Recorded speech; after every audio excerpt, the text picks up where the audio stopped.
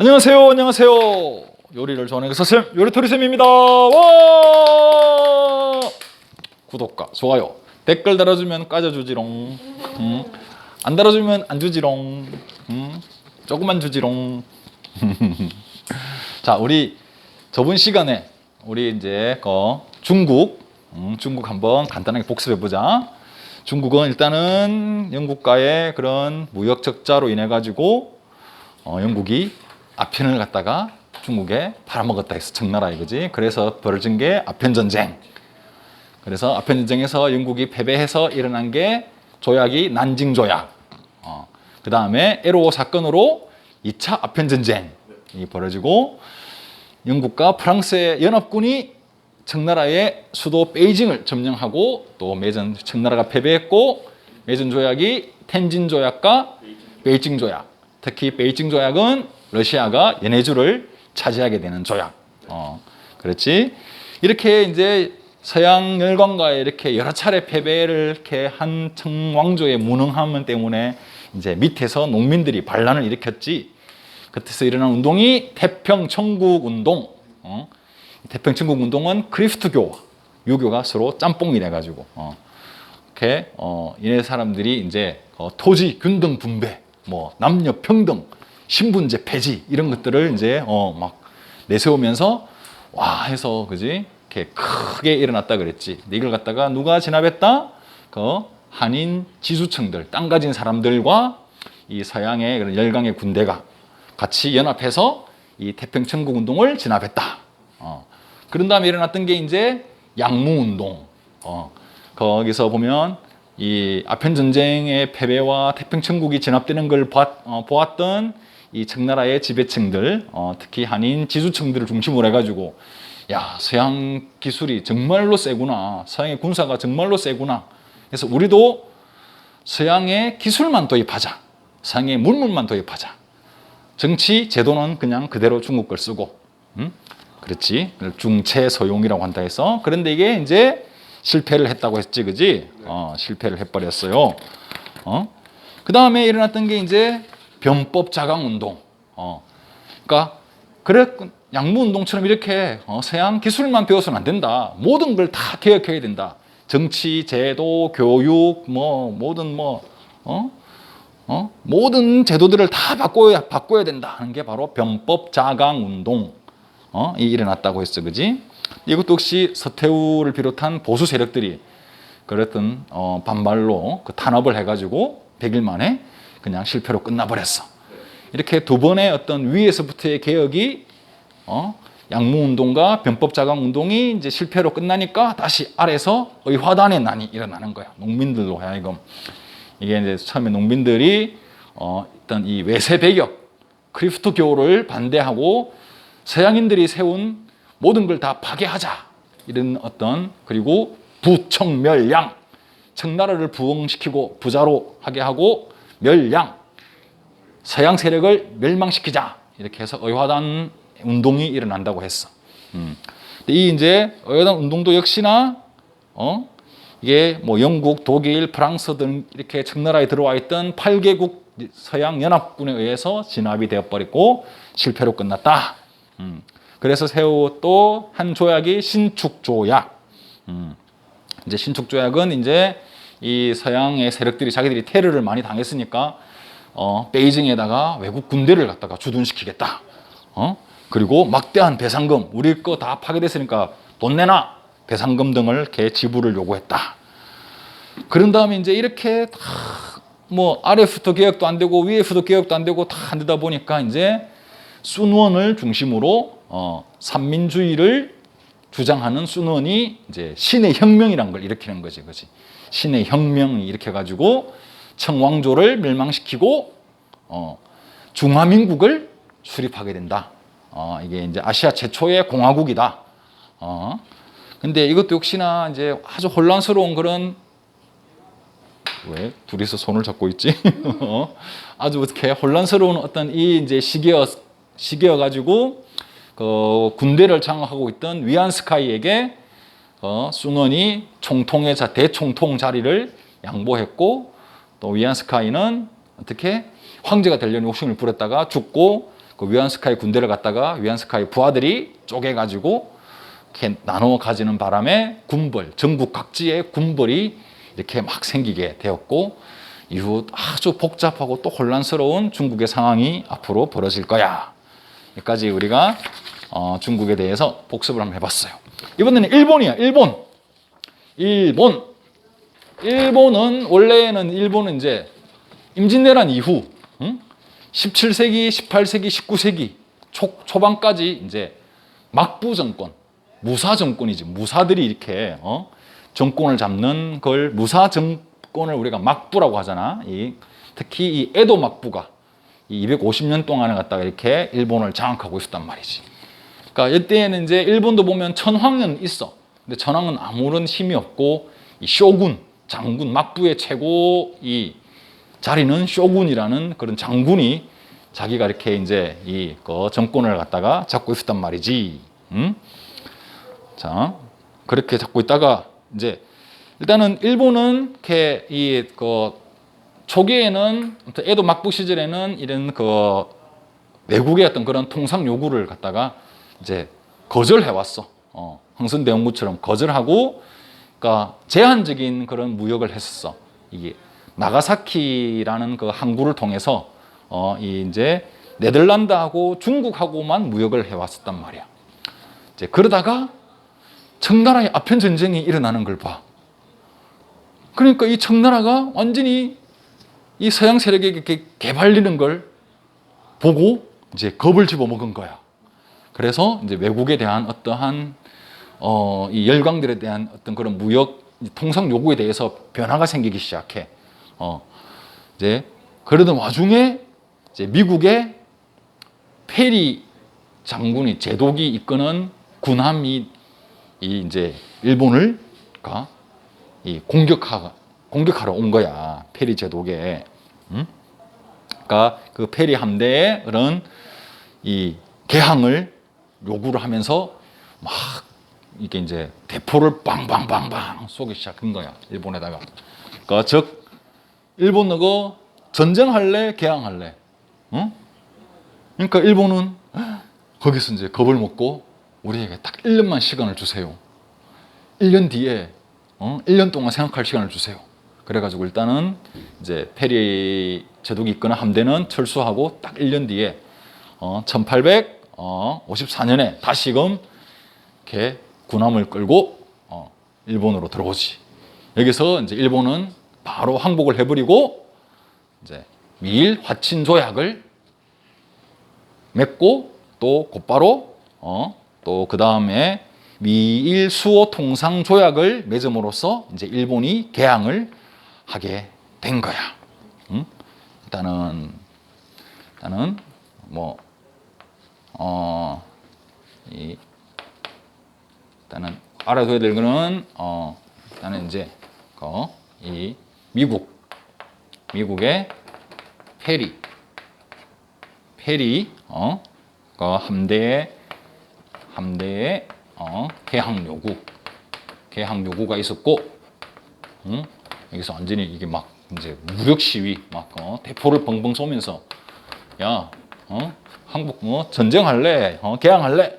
여기서 일본이 항복해서 미일 화친 조약을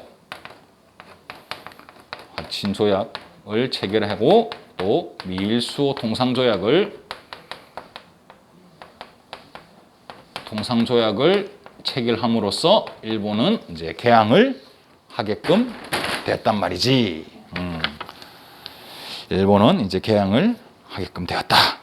역시 이거는 당연히 일본에 있어서는 불평등 조약이야. 불평등 조약. 왜? 이 안에는 일단 취해법권이 당연히 들어가. 취해법권을 설명 안 해도 알지, 그지? 네. 취해법권과 최혜국 대우도 우리 저번에 특히 우리 조선 근대사 할 때도 최혜국 대우 배웠다, 그지? 네. 일단은 이 최혜국 대우라는 거는 네가 일단은 한나라와 이제 이렇게 이제 조약을 맺은 다음에 그 이후에 다른 나라와 조약을 맺을 때 유리한 또 조항이 들어가면 자동적으로 나도 거기에 대해서 똑같이 유리한 조항이 조약을 따로 변경하지 않고도 자동 그냥 유리하게 똑같이 적용을 시킨다라는 게 최혜국 대우라는 거야. 응? 최고로 은혜로운 국가로서 대우해준다. 이런 의미야. 최혜국이란 말이. 이렇게 역시 불평등 이제 조약을 맺고 이제 일본은 이제 개항을 하게 돼요. 그리고 또 곧바로 뭐 미국하고 처음에는 했지만은 바로 러시아, 영국, 프랑스, 네덜란드하고도 같은 또 이게 여러 나라와 이렇게 또 통상 조약을 맺게 돼. 일본은. 이제 그러다가 가장 중요한 메이지 유신이라는 게 벌어져. 메이지 유신. 이 메이지라는 게 뭐냐면 이거는 천황의 이름이야.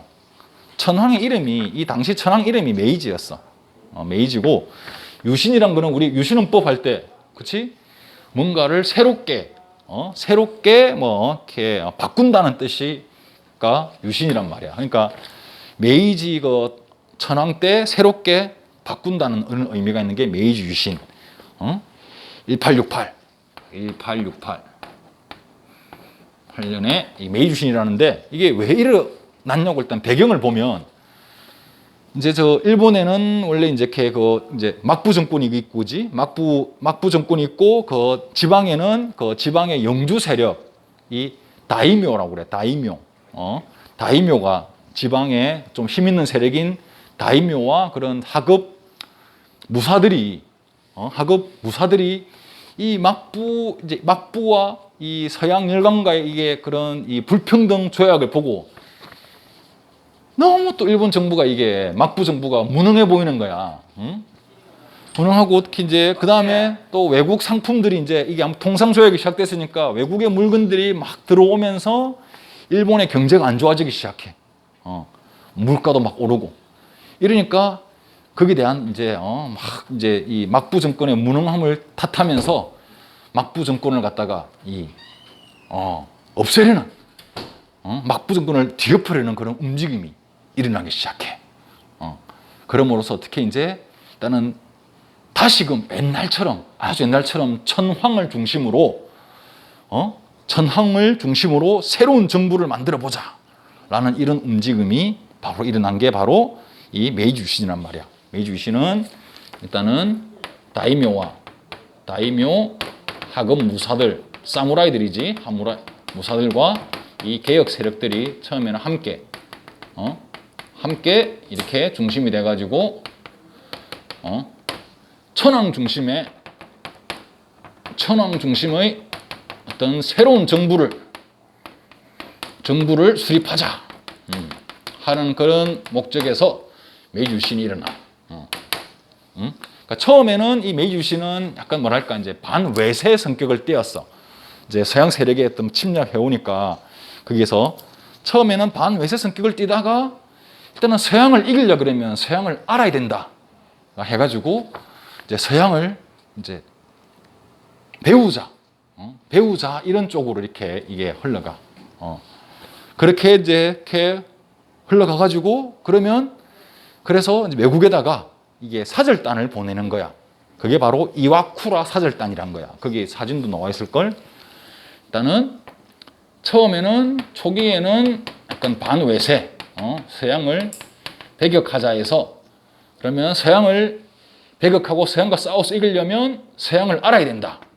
서양을 알아야 한다. 알아야 돼서 그래서 서양을 배우자고 해서 이와쿠라 사절단이라는 이 사절단을 이제 소위 말하는 서양 열강 여러 나라들에게 이게 이제 뭐 미국, 영국, 프랑스, 프로이센 이런 나라들을 이제 돌아다니면서 서양의 그런 문물들을 배우게 해. 그래가지고 이 이와쿠라 사절단이 이제 배우고 이제 이렇게 왔단 말이지. 그러니까 이때는 주로 이 개혁 세력들이 이제 중심이 이제 이렇게 되어가지고 배워오니까 이제는 반외세가 할 게 아닌 거야. 진짜 가서 눈으로 직접 보고 하니까 근대화가 꼭 필요한 거구나. 쟤네들이 힘이 있는 이유가 있구나. 그래서 우리 일본도 모든 걸 다 바꿔야 된다.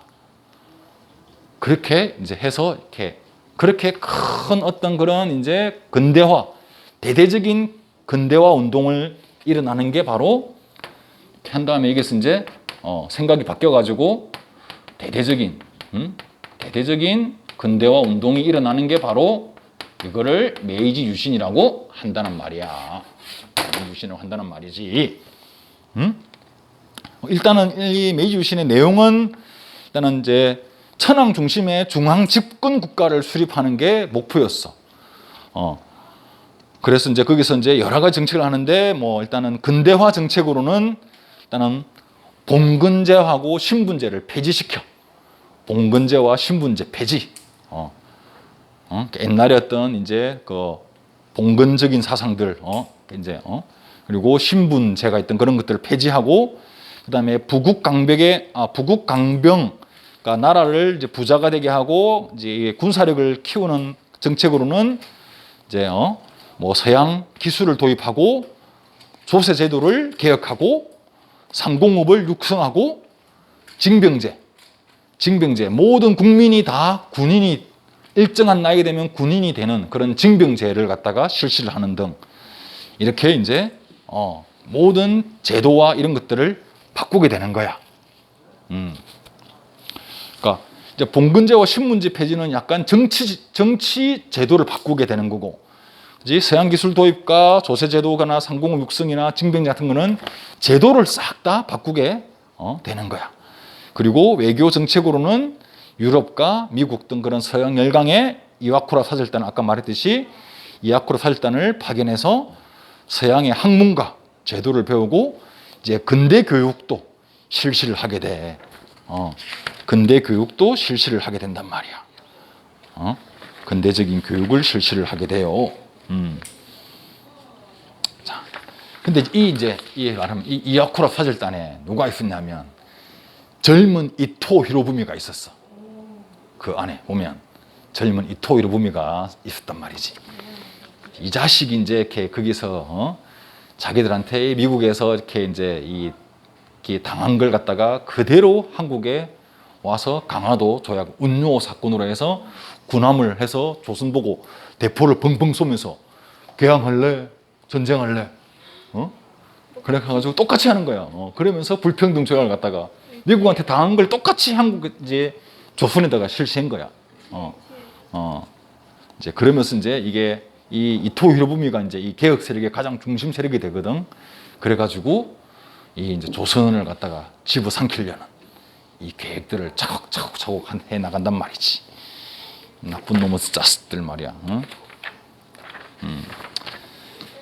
자, 근데 이제 이게 좀 이 메이지 유신의 좀 그러니까 우리 보면 청나라에 보면 이렇게 변법 자강 운동도 메이지 유신을 갖다가 모델로 해가지고 했고, 우리의 갑신정변도 메이지 유신을 모델로 해가지고 급진 개화파들이 확 바꾸려고 했듯이 이 일본의 메이지 유신은 이 동아시아에서 아주 뭔가 근대화 정책의 그런 아주 롤 모델식으로, 그러니까 이게 다 삼을 만큼 아주 성공적인 그런 근대화 운동이었단 말이지.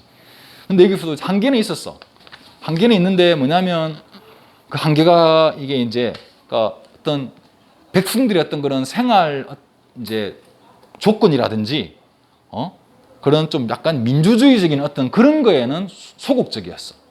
그러니까 백성들의 생활을 조금 더 이렇게 이제 살기 좋게 해주는 그런 뭐 어떤 뭐 그런 거라든지 아무튼 조금 민주적인 절차에 의해서 어떤 이제 이 의회를 설립해서 어떤 국민들의 대표를 갖다가 뽑아가지고 이렇게 나라를 이렇게 다스린다든지 이런 거에는 아주 소극적이었다. 그리고 여기도 이제 이렇게 일본 제국 헌법을 갖다가 이제 제정을 하거든. 그래서 일본도 입헌군주제가 돼요. 입헌군주제. 일본 제국 헌법을 제정해. 1889년에. 근데 이 일본의 입헌군주제는 유럽의 입헌군주제와는 달라.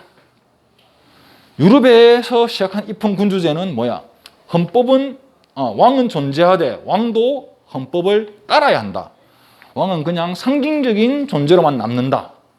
그리고 나라는 이제 의회를 설립해가지고 이제 나라는 국민의 대표들이 의회에 해서 다스린다.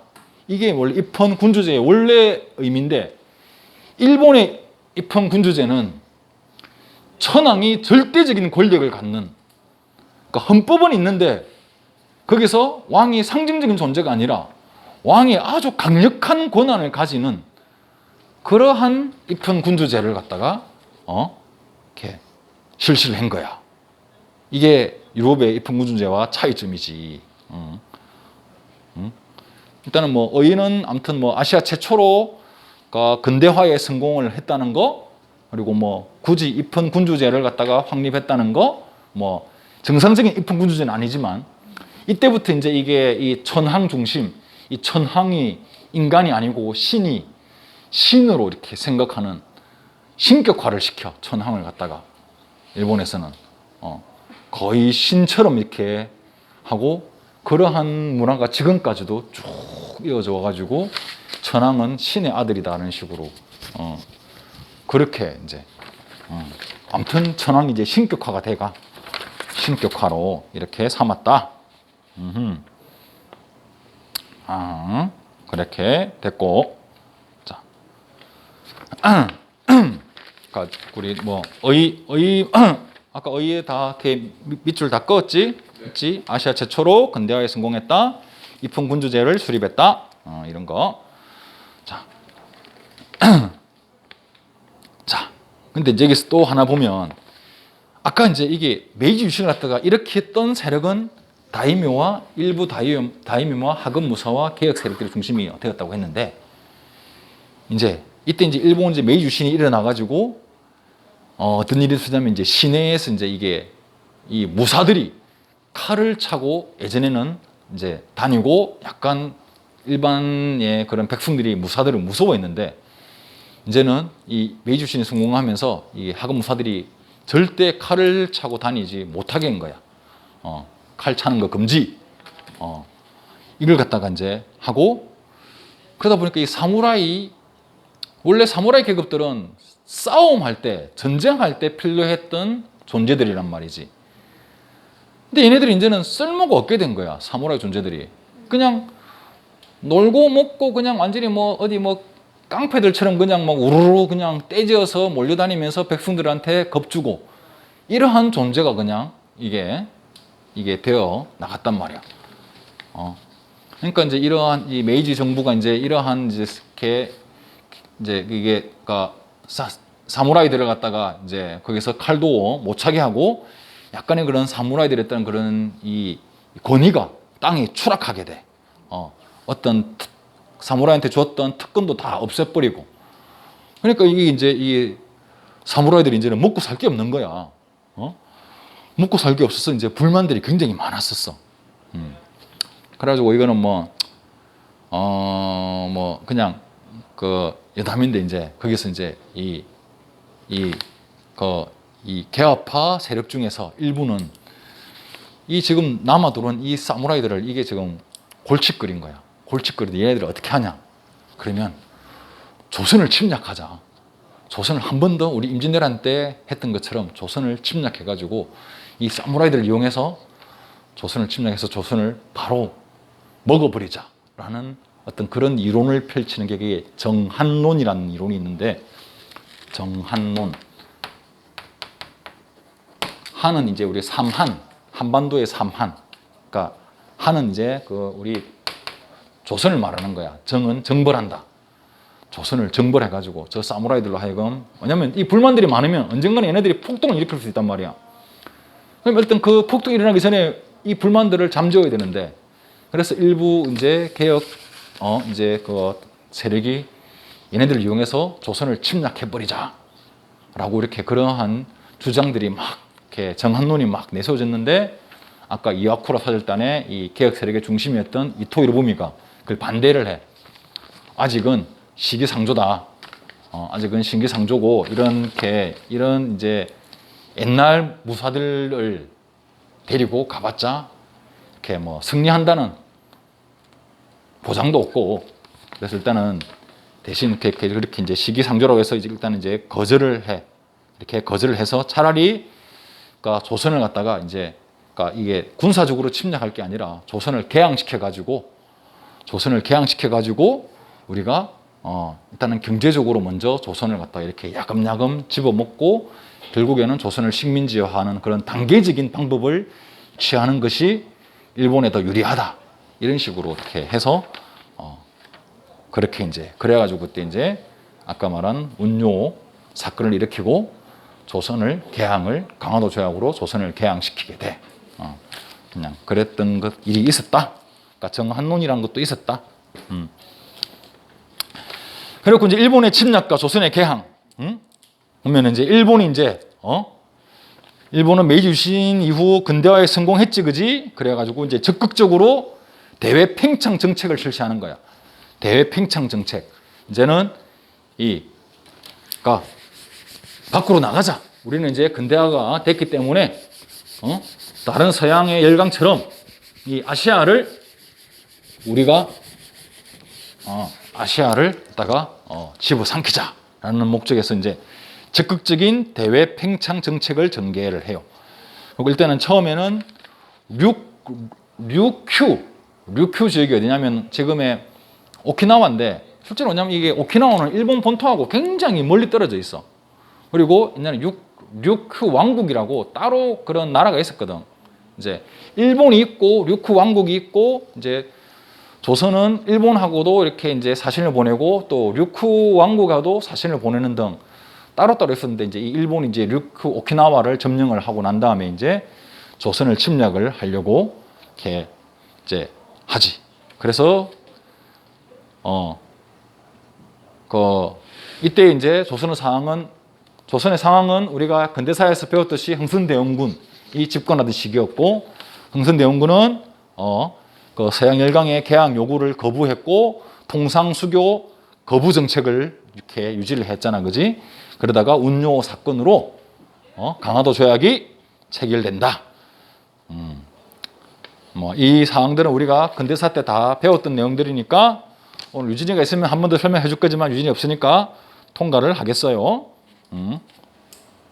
다 있지. 그때 보면 이렇게 뭐 조선은 자주국이다. 왜? 청나라에 조선이 이렇게 영향을 많이 주고 있었는데 청나라로부터 이게 이제 물러가라는 이게 그런 의미로 일본이 조선을 먹으려는 의미로 조선은 뭐 자주국이다. 해안 측량권, 조선을 침략하기 위해서 해안 측량권, 부산, 원산, 제물포, 이거 세계 항구 개항, 뭐 치해법권 이런 것들이 있었지, 그지? 다 불평등 조약이 있었다, 그지? 그렇게 있었고 이러다가 이제 청일 전쟁이 벌어지게 되는 거야. 청일 전쟁.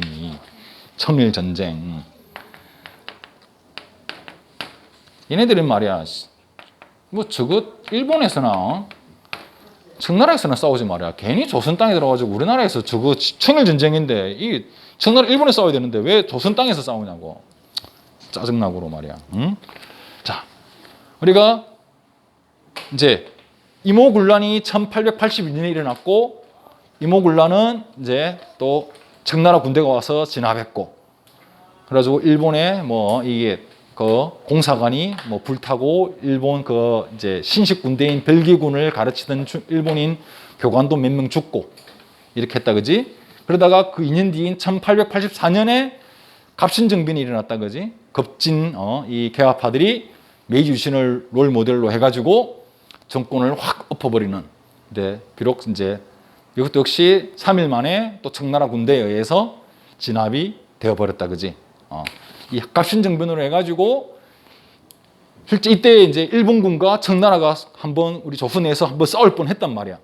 왜냐하면 갑신정변 때는 일본 군대가 급진개화파 뒤를 우리가 지원해주겠다라고 이렇게 그 약속을 믿고 김옥균 등이 해가지고 일을 벌렸는데 일본 군대가 냅다 그냥 도망쳐버렸단 말이지. 청나라 군대가 오니까. 근데 이제 거기서 이제 하마터면 이제 뭐 싸울 뻔하기도 이제 한 거지. 그래서 갑신정변 이후에 청나라와 일본이 맺은 조약이 텐진 조약. 이제 같이 공동으로 조선에서 군대를 빼자. 혹시나 근데 조선의 군대가 들어올 때는 서로한테 연락해주자, 알려주자라는 텐진 이제 조약을 갖다가 갑신정변 이후에 청나라와 일본이 맺었단 말이야. 그러다가 이제 1894년에 동학농민운동이 벌어지는 거지. 동학농민운동이 1894년에 벌어졌다, 그지? 이 벌어져가지고 역시 이게 막 이 전국적으로 이게 막 이렇게 이제 광군하고 조선 광군과 싸워서 이기고 이제 전주 지역까지 조선의 이씨, 전주 이씨잖아. 전주는 이 이씨 가문, 왕족 전주 이씨 가문이 완전히 어떤 정신적인 어떤 이 그런 지역인데 이 전주가 이제 동학농민군에 의해서 점령이 이게 당하다 보니까 이 고종과 민비가 이제 또다시 외국 군대에게 청나라에게 도움을 요청을 하지. 그래서 청나라가 군대가 들어왔고 이 텐진 조약에 의해서 청나라 군대는 일본에게 알려주었고 또 일본 군대도 들어왔고 그래가지고 이 청나라 군대와 일본 군대가 연합해서 이 동학농민군을 갖다가 이렇게 진압하려고 했는데 그 전에 이제 이게 조선 정부와 동학농민군 대표들이 서로 협상을 해가지고 전주 화약으로 해서 그냥 조선 정부가 동학농민군의 요구 사항을 들어주는 조건으로 자진 해산을 했잖아, 평화적으로. 그랬는데 이제 청나라 군대는 그러면 이제 청나라 군대와 일본 군대가 조선 땅에 있을 명분이 없어져가지고 청나라 군대는 돌아갔단 말이야. 근데 일본 군대는 이제 돌아가지 않고 경복궁을 점령했지, 그지? 이제 이때부터 이제 일본의 어떤 그러한 이 조선에 대한 이 조선은 내 거라는 어떤 그런 이제 이게 욕심을 이제는 밖으로 드러내기 시작한 거야. 그래가지고 경복궁을 점령하고 이렇게 강제적으로 일본이 조선을 근대화 시켜주겠다고 말이야.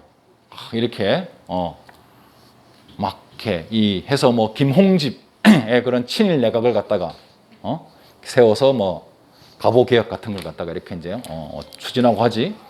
이렇게 하다가 이제 청나라가 볼 때는 저 일본 군대 왜 쟤네들 안 빠져? 쟤네들이 보니까 조선을 먹으려 그러네. 어디 조선은 우리 건데 내 건데 니네가 먹으려 그래. 그래가지고 이제 조선 땅 내에서 청나라와 군대와 일본 군대가 싸웠단 말이야. 싸웠는데 그 전에 이제 청나라에서 양무운동을 벌려가지고 신식 무기들을 만들어냈단 말이지. 응? 그리고 우리도 신식 무기 있어. 군함도 있어. 일본하고 해볼만 해.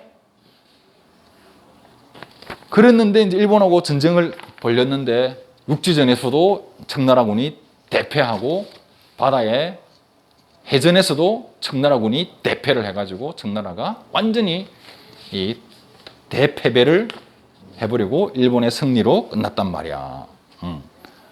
알겠어요? 그렇게. 그런 다음에 이제 결론적으로 시모노세키 조약이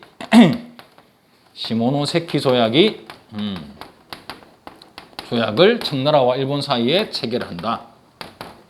일본 사이에 시모노세키 조약을 체결을 한다.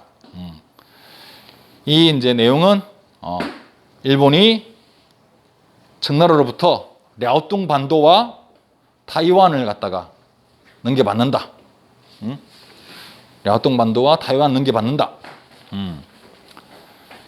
그리고 막대한 배상금을 요구하게 돼. 자, 여기서 우리 한 번 더 얘네들 잘 모를 것 같아서 한 번 더 하면 여기가 랴오뚱 반도야. 우리가 요동반도라 하는 랴오뚱 반도와 요 밑에 있는 섬 타이완을 갖다 이 두 개를 갖다가 이제 청나라로부터 이제 빼앗는 거지 일본이.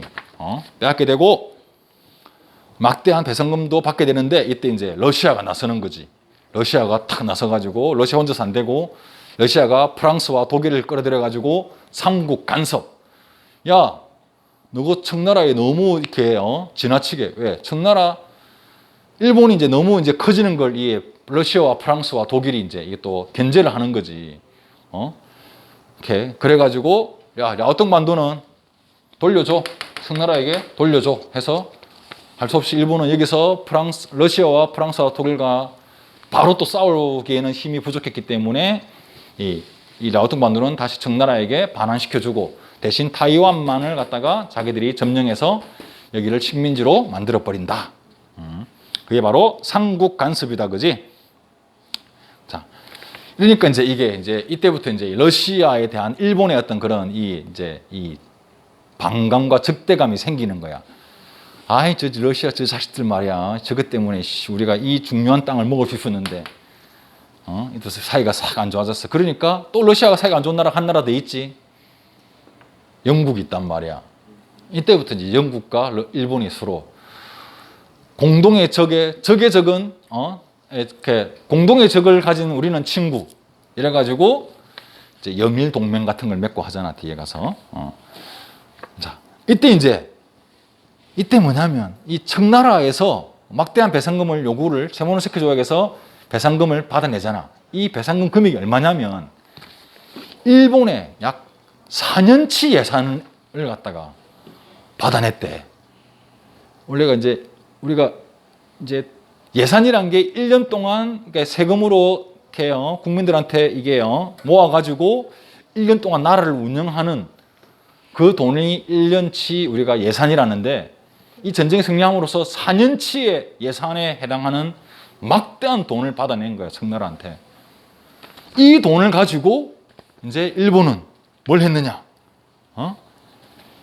이 돈으로 이제 이렇게